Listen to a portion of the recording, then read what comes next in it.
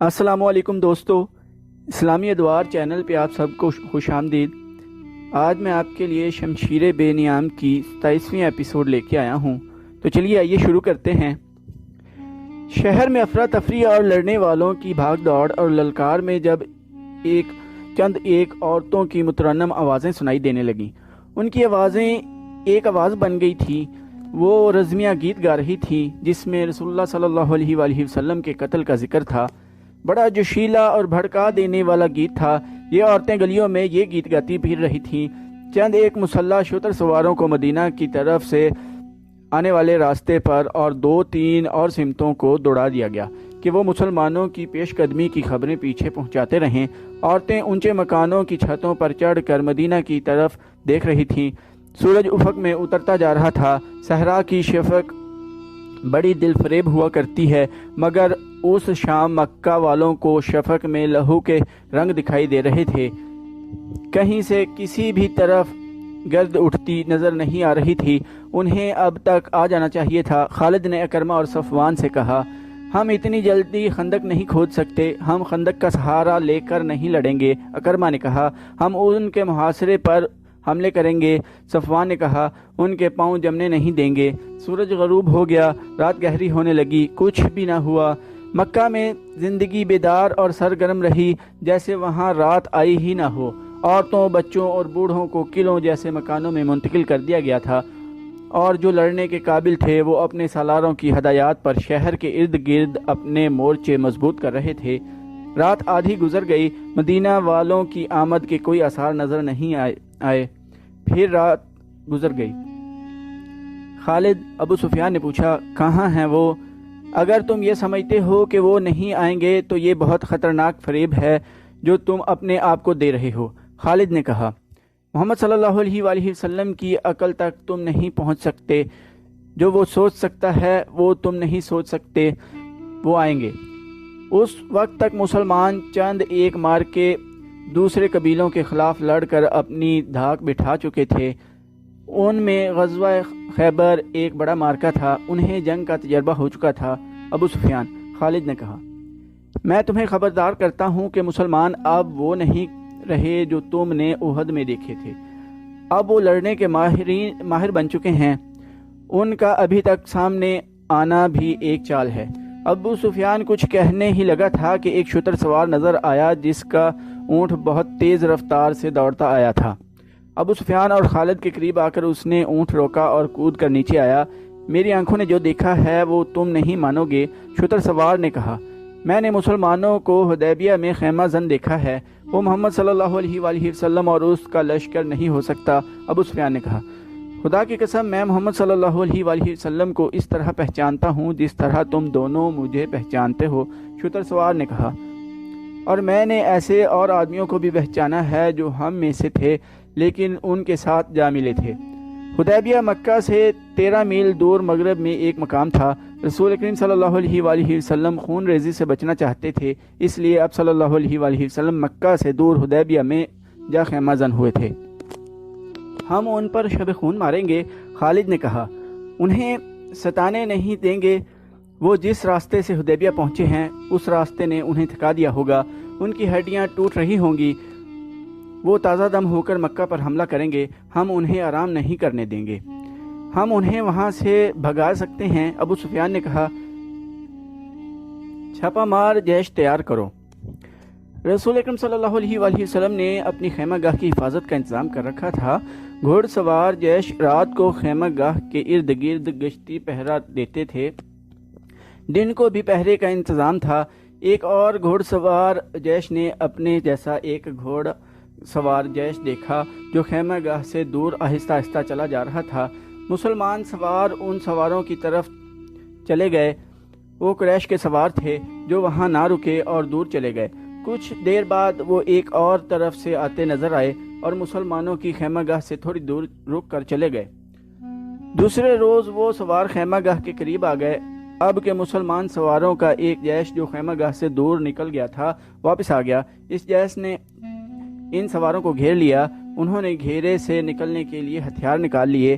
ان میں جھڑپ ہو گئی لیکن مسلمان سواروں کے کماندار نے اپنے سواروں کو روک دیا انہیں نکل جانے دو۔ جیش کے کماندار نے کہا، ہم لڑنے آئے ہوتے تو ان میں سے ایک کو بھی زندہ نہ جانے دیتے۔ وہ مکہ کے لڑاکا سوار تھے۔ انہوں نے واپس جا کر ابو سفیان کو بتایا۔ چند اور سواروں کو بھیجا۔ ابو سفیان نے کہا، ایک شب خون مارو۔ میرے قبیلے کے سردار ایک سوار نے کہا، ہم نے شب خون مارنے کی بہت کوشش کی ہے، لیکن ان کی خیمہ گاہ کے ارد گرد دن رات گھڑ سوار گھومتے پھرتے رہتے ہیں۔ قریش کے چند اور سواروں کو بھیجا گیا۔ انہوں نے شام کے ذرا بعد شب خون مارنے کی کوشش کی، لیکن مسلمان سواروں نے ان کے کچھ سواروں کو زخمی کر کے وہاں سے بھگا دیا۔ مکہ والوں پر تذبذب کی کیفیت طاری ہو رہی۔ وہ راتوں کو سوتے بھی نہیں تھے، محاصرے کے ڈر سے ہر وقت بیدار اور چوکس رہتے تھے، اور دن گزرتے جا رہے تھے۔ آخر ایک روز مکہ میں ایک مسلمان سوار داخل ہوا۔ اس نے ابو سفیان کے متعلق پوچھا۔ لوگوں کا ایک ہجوم اس کے پیچھے چل پڑا۔ ابو سفیان نے دور سے دیکھا اور دوڑا آیا۔ خالد بھی آ گیا۔ میں محمد رسول صلی اللہ علیہ وآلہ وسلم کا پیغام لے کر آیا ہوں، مسلمان سوار نے کہا۔ ہم لڑنے نہیں آئے، ہم عمرہ کرنے آئے ہیں، عمرہ کر کے چلے جائیں گے۔ اگر ہم اجازت نہ دیں تو؟ ابو سفیان نے پوچھا۔ ہم مکہ والوں کا نہیں، خدا کا حکم ماننے والے ہیں، مسلمان سوار نے کہا۔ ہم اپنے اور اپنی عبادت گاہ کے درمیان کسی کو حائل نہیں ہونے دیا کرتے۔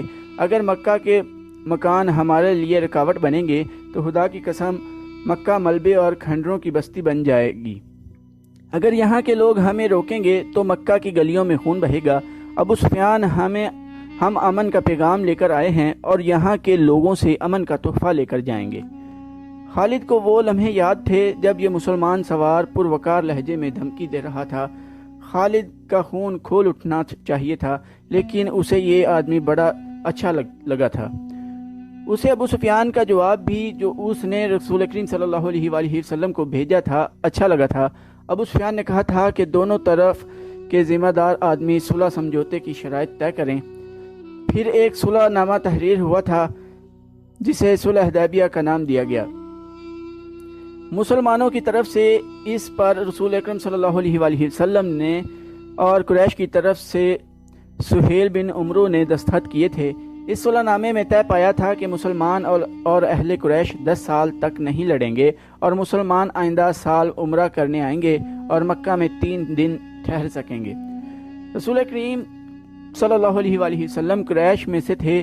خالد آپ صلی اللہ علیہ وآلہ وسلم کو بہت اچھی طرح جانتا تھا، لیکن اب اس نے آپ صلی اللہ علیہ وآلہ وسلم کو دیکھا تو اس نے محسوس کیا کہ یہ کوئی اور محمد صلی اللہ علیہ وآلہ وسلم ہے۔ وہ ایسا متاثر ہوا کہ اس کے ذہن میں اتر گیا کہ یہ وہی محمد صلی اللہ علیہ وآلہ وسلم ہے جسے وہ اپنے ہاتھوں قتل کرنے کے منصوبے بناتا رہتا تھا۔ خالد نبی کریم صلی اللہ علیہ وآلہ وسلم کو ایک سالار کی حیثیت سے زیادہ دیکھ رہا تھا۔ وہ آپ صلی اللہ علیہ وآلہ وسلم کی عسکری اہلیت کا قائل ہو گیا تھا۔ صلح حدیبیہ تک مسلمان رسول اکرم صلی اللہ علیہ وآلہ وسلم کی قیادت میں چھوٹے بڑے 28 معرکے لڑ چکے اور فتح و نصرت کی ڈھاک بیٹھا چکے تھی۔ مسلمان عمرہ کر کے چلے گئے۔ 2 مہینے گزر گئے۔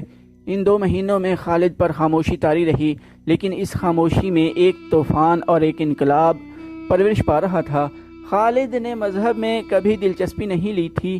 اسے نہ کبھی اپنے بتوں کا خیال آیا تھا، نہ کبھی اس نے رسول کریم صلی اللہ علیہ وآلہ وسلم کی رسالت کو سمجھنے کی کوشش کی تھی، مگر اب از خود اس کا دھیان مذہب کی طرف چلا گیا اور وہ اس سوچ میں کھو گیا کہ مذہب کون سا سچا ہے اور انسان کی زندگی میں مذہب کی اہمیت اور ضرورت کیا ہے۔ اکرمہ۔ ایک روز خالد نے اپنے ساتھی سالار اکرمہ سے، جو اس کا بھتیجا بھی تھا، کہا، میں نے فیصلہ کر لیا ہے، میں سمجھ گیا ہوں۔ کیا سمجھ گئے ہو خالد؟ اکرمہ نے پوچھا۔ محمد صلی اللہ علیہ وآلہ وسلم جادوگر نہیں، اکرمہ نے کہا، اور محمد صلی اللہ علیہ وآلہ وسلم شاعر بھی نہیں۔ میں نے محمد صلی اللہ علیہ وآلہ وسلم کو اپنا دشمن سمجھنا چھوڑ دیا ہے، اور میں نے محمد صلی اللہ علیہ وآلہ وسلم کو خدا کا رسول تسلیم کر لیا ہے۔ حبل اور عزا کی قسم، تم مذاق کر رہے ہو؟ اکرمہ نے کہا، کوئی نہیں مانے گا کہ ولید کا بیٹا اپنا مذہب چھوڑ رہا ہے۔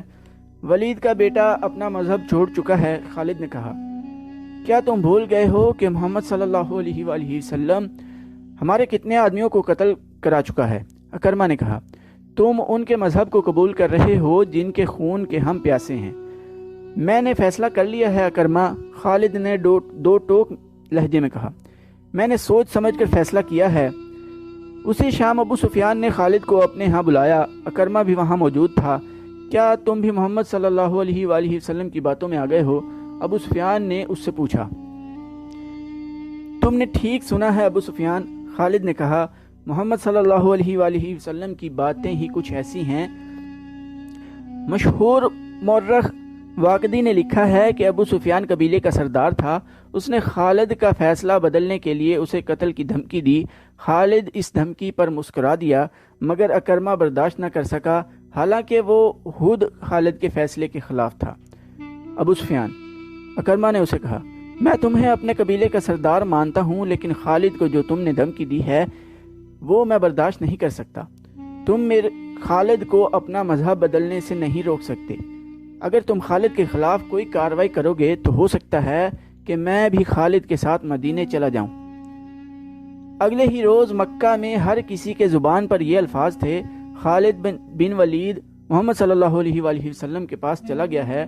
خالد یادوں کے ریلے میں بہتا مدینہ کو چلا جا رہا تھا۔ اسے اپنا ماضی اس طرح یاد آیا تھا جیسے وہ گھوڑے پر سوار مدینہ کو نہیں بلکہ پیادہ اپنے ماضی میں چلا جا رہا ہو۔ اسے مدینہ کے اونچے مکانوں کی منڈیریں نظر آنے لگی تھیں۔ خالد، اسے کسی نے پکارا، لیکن اسے گزرے ہوئے وقت کی آواز سمجھ کر اس نے نظر انداز کر دیا۔ اسے گھوڑوں کے ٹاپ سنائی دیے، تب اس نے دیکھا اسے دو گھوڑے اپنی طرف آتے دکھائی دیے۔ وہ رک گیا۔ گھوڑے اس کے قریب آ کر رک گئے۔ ایک سوار اس کے قبیلے کا مشہور جنگجو عمرو بن العاص تھا اور دوسرے عثمان بن طلحہ۔ ان دونوں نے ابھی اسلام قبول نہیں کیا تھا۔ کیا تم دونوں مجھے واپس مکہ لے جانے کے لیے آئے ہو؟ خالد نے ان سے پوچھا۔ تم جا کہاں رہے ہو؟ عمرو بن العاص نے پوچھا۔ اور تم دونوں کہاں جا رہے ہو؟ خالد نے پوچھا۔ خدا کی قسم، ہم تمہیں بتائیں گے تو تم خوش نہیں ہوگے، عثمان بن طلحہ نے کہا۔ ہم مدینہ جا رہے ہیں، بات پوری کرو عثمان، عمرو بن العاص نے کہا۔ خالد، ہم محمد صلی اللہ علیہ وآلہ وسلم کا مذہب قبول کرنے جا رہے ہیں۔ ہم نے محمد صلی اللہ علیہ وآلہ وسلم کو خدا کا سچا نبی مان لیا ہے۔ پھر ہم ایک ہی منزل کے مسافر ہیں۔ خالد نے کہا، آؤ اکٹھے چلیں۔ وہ 31 مئی 628 عیسوی کا دن تھا جب تاریخ اسلام کے دو عظیم جرنیل خالد بن ولید اور عمرو بن العاص مدینہ داخل ہوئے۔ ان کے ساتھ عثمان بن طلحہ تھے۔ تینوں رسول کریم صلی اللہ علیہ وآلہ وسلم کے حضور پہنچے۔ سب سے پہلے خالد بن ولید اندر گئے، ان کے پیچھے عمرو بن العاص اور عثمان بن طلحہ گئے۔ تینوں نے قبول اسلام کی خواہش ظاہر کی۔ رسول اللہ صلی اللہ علیہ وآلہ وسلم اٹھ کھڑے ہوئے اور تینوں کو باری باری گلے لگایا۔ شہیدوں کو دل سے اتار دیں، ذہن سے ان کا نام و نشان مٹا دیں، ان کی یادوں کو شراب میں ڈبو دیں۔ اس زمین پر جو خدا نے ہمیں شہیدوں کے صدقے عطا کی ہے، بادشاہ بن کر گردن اکڑا لیں اور کہیں کہ میں ہوں اس زمین کا شہنشاہ۔ شہیدوں کے نام پر مٹی ڈال دیں۔ کسی شہید کی کہیں قبر نظر آئے تو اسے زمین سے ملا دیں، مگر زندگی کے ہر موڑ اور ہر دوراہے پر آپ کو شہید کھڑے نظر آئیں گے۔ آپ کے ذہن کے کسی گوشے سے شہید اٹھیں گے اور شراب اور شہنشاہیت کا نشہ اتار دیں گے کہ جس نے تخت و تاج کے نشے میں شہیدوں سے بے وفائی کی وہ شاہ سے گدا اور ذلیل و خوار ہوا، کیونکہ اس نے قرآن کے اس فرمان کے حکم عدولی کی کہ شہید زندہ ہیں، انہیں مردہ مت کہو۔